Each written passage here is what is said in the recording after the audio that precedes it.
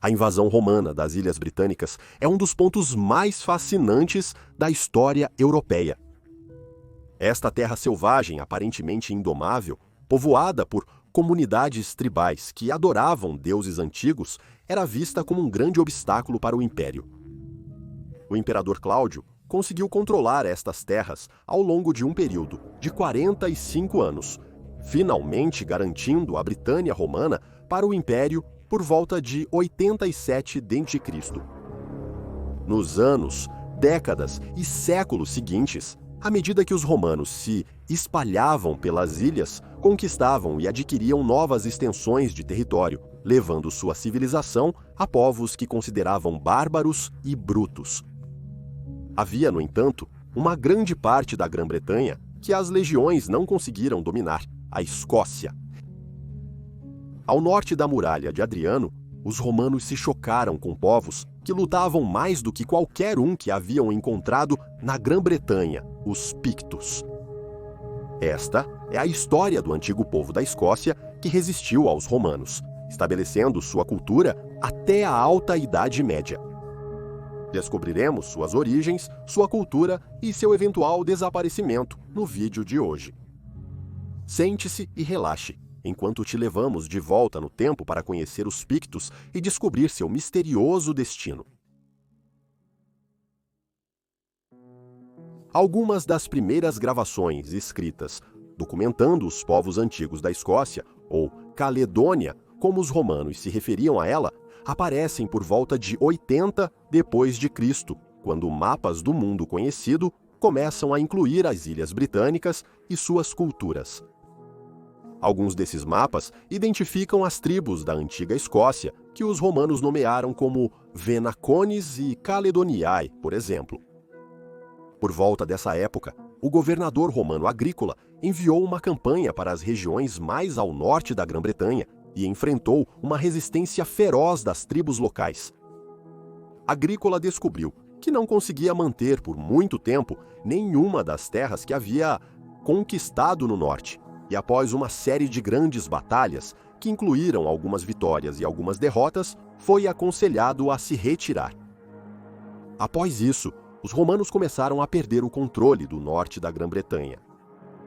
As invasões das tribos do norte nos acampamentos e assentamentos romanos se tornaram comuns, e no ano 122 d.C., o imperador Adriano decidiu restringir as tribos escocesas de descerem sobre as terras que ele considerava suas, construindo a famosa Muralha de Adriano.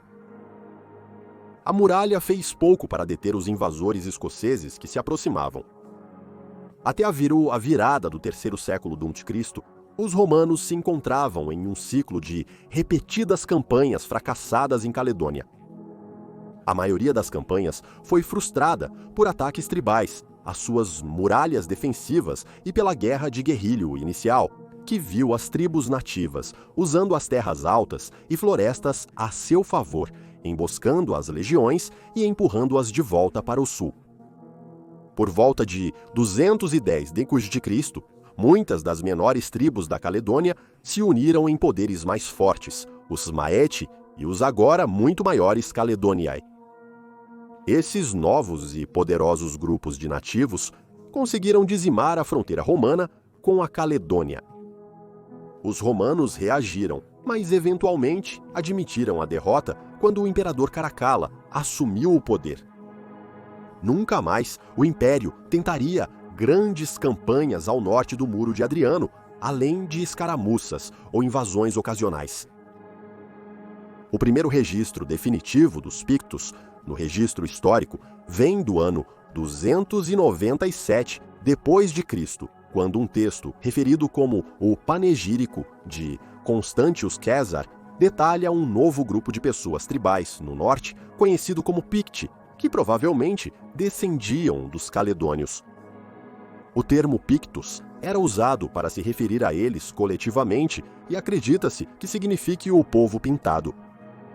Isso é uma referência aos hábitos dos guerreiros pictos de pintar ou tatuar seus corpos com desenhos e padrões intricados antes da batalha, para refletir suas crenças e intimidar seus oponentes. Nos primeiros dias dos Pictos, a terra era dividida entre reis, com vários reis, presidindo reinos em algumas instâncias. Acredita-se que houve um total de 7 principais reinos Pictos: Ket, Kay, Sersin, Fib, Fidik, Faltley e Fortru. Reinos maiores provavelmente eram intercalados com vários menores, que teriam sido governados por seus próprios reis. Dos reinos maiores, Fortru parece ter sido o maior e mais poderoso, e estava localizado no que é agora a área de Moray, na Escócia. O rei de Fortru pode ter tido influência sobre todos os reinos Pictos, mas as evidências para isso ainda precisam ser descobertas. Nos primeiros anos da Escócia Picta, um homem poderia se tornar rei, liderando com sucesso guerreiros em batalha. Líderes de guerra mais prolíficos e condecorados poderiam se encontrar com poder sobre um reino inteiro ou grupo de reinos. No entanto, com o tempo, os Pictos mudaram a maneira como a realeza era estabelecida, com famílias controlando reinos em vez de líderes individuais bem-sucedidos. Muitos Pictos viviam e trabalhavam como agricultores, cultivando cereais como trigo, aveia, centeio e cevada, bem como vegetais que incluíam nabos, feijões, ervilhas, cebolas e mais. Os Pictos também viviam da terra e procuravam por plantas específicas que não podiam ser facilmente domesticadas. Alho e urtigas são exemplos dessas culturas. Os Pictos eram adeptos da criação de animais e domesticaram várias espécies. Os agricultores mantinham ovelhas, porcos, gado e cavalos, e o número de animais que um indivíduo possuía parece ter tido uma ligação direta com seu status social e posição dentro do reino. A lã era obtida das ovelhas para fazer suas roupas, enquanto a carne, o queijo, o leite e as peles eram obtidos do gado. Os cães eram criados e treinados para caçar animais selvagens, e os Pictos, frequentemente, complementavam suas dietas com a carne de peixes, focas, baleias, mariscos e aves. Os Pictos utilizavam uma série de tecnologias no dia a dia de seus reinos e parecem ter tido conhecimento de moinhos de água para processar suas colheitas. A comida era seca em fornos e instalações de armazenamento, como celeiros, teriam mantido os alimentos seguros de animais selvagens ou invasores. Muitos Pictos viviam em brochs, grandes casas redondas, cilíndricas construídas com pedra seca. Quase 600 locais de broch sobrevivem na Escócia hoje e são bem estudados. Parecem ter sido construídos inicialmente para defesa, mas, com o tempo, se tornaram casas. Os antigos escoceses também construíram crannogs, ilhas artificiais que eram construídas em lagos e pântanos a partir de suportes de madeira independentes. Em assentamentos mais movimentados, casas redondas e salões eram comuns. Os Pictos praticavam uma forma de politeísmo celta como sua religião. Embora quase nada da língua picta tenha sobrevivido, historiadores e arqueólogos não podem ter certeza sobre os detalhes de divindades individuais. No século VI, o cristianismo parece ter se espalhado entre os Pictos, com evangelistas como São Columba e São Ninian espalhando a palavra de Deus através da Irlanda e da Inglaterra. Antes da chegada do cristianismo na Escócia, os Pictos eram famosos por suas pedras esculpidas, nas quais padrões espiralados, representações de animais e símbolos crípticos eram gravados. Com o passar do tempo, os Pictos continuaram a construir esses monumentos, mas lentamente imagens cristãs começaram a aparecer neles. As igrejas, eventualmente, se tornariam comuns nos assentamentos Pictos e lentamente, como é o caso ao longo da história com todas as culturas pagãs, os antigos deuses foram sendo eliminados. Os guerreiros Pictos não eram apenas fisicamente poderosos, eles precisavam ser para deter as legiões romanas do norte, mas também eram astutos. As tribos da Escócia sabiam melhor do que enfrentar os romanos de frente. As armas e armaduras superiores do Império acabariam rapidamente com um picto vestido de pano e couro. Em vez disso, eles optaram por atacar furtivamente, utilizando algumas das primeiras formas de guerra de guerrilha para superar e dominar seus oponentes. Qualquer pessoa que tenha ido à Escócia dirá que é notoriamente montanhosa. E no tempo dos Pictos, o país teria sido coberto por muito mais floresta antes que a era da indústria limpasse a maior parte dela. Os Pictos teriam sido capazes de perseguir os romanos enquanto eles passavam pelo terreno difícil, emboscando-os de alturas onde tinham a vantagem. Você pode imaginar o medo que os legionários devem ter sentido quando tempestades de flechas precediam a descida de guerreiros pintados e gritando sobre eles nas florestas. Os Pictos também utilizaram o apoio de povos vizinhos para repelir a ameaça romana. Em mais de uma ocasião, sabe-se que eles se aliaram ao povo Scot na Irlanda para aproveitar a instabilidade romana no final do tempo do Império, na Grã-Bretanha. Eles até conseguiram retomar terras conquistadas do controle romano, o que teria exigido um grau incrível de planejamento e conhecimento prévios. Eventos assim ajudam historiadores a entender melhor a vida picta. Os romanos viam os pitos como selvagens extravagantes, bárbaros, que careciam de civilidade. A habilidade deles de manobrar habilmente o maior império que o mundo já viu até então prova que estavam errados. Algumas das batalhas mais notáveis dos Pictos foram os confrontos da Guerra Picta de Stilicho. Este conflito viu Stilicho, um poderoso líder militar romano, defender o muro de Adriano dos guerreiros Pictos em meio a uma série de levantes e invasões dos Pictos, saxões e gaéls.